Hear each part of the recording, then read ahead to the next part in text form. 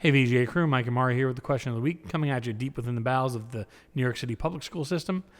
Question of the week last week, of course, was with Microsoft's new announcements of the pricing and the pricing plans they have for the Xbox One X and One S, has this changed your plans at all for what you're going to do with the next gen?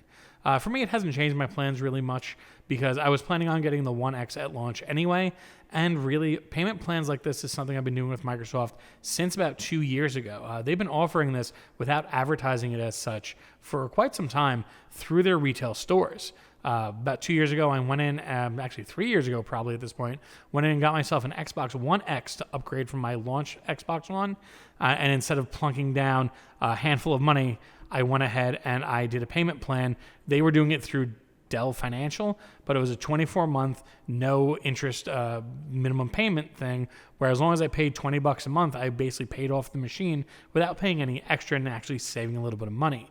I wasn't planning on walking out with an Xbox One X that day. I went in to get my wife's laptop fixed, and we were talking about our Xboxes, and they said, hey, we do this payment plan if you want to get the newer one, so you don't have to spend the $500 or whatever it was at launch. And it was a no-brainer for me, because $20 a month gets me into the newest thing. Hell yeah, I'm going to do it.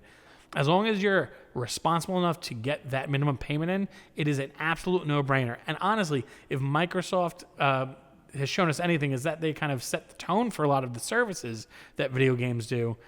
Really, Sony has to answer with something like this. If Sony doesn't have a similar plan, I'm not getting a PS5 at launch. I'm going to wait much longer to get the PS5 because honestly, I don't want to have to shell out that sort of money.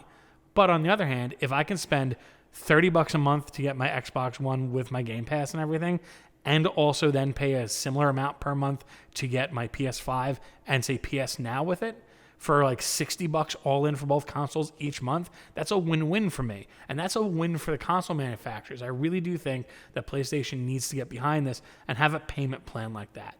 But that's just really my opinion on that. I'm curious what you guys think.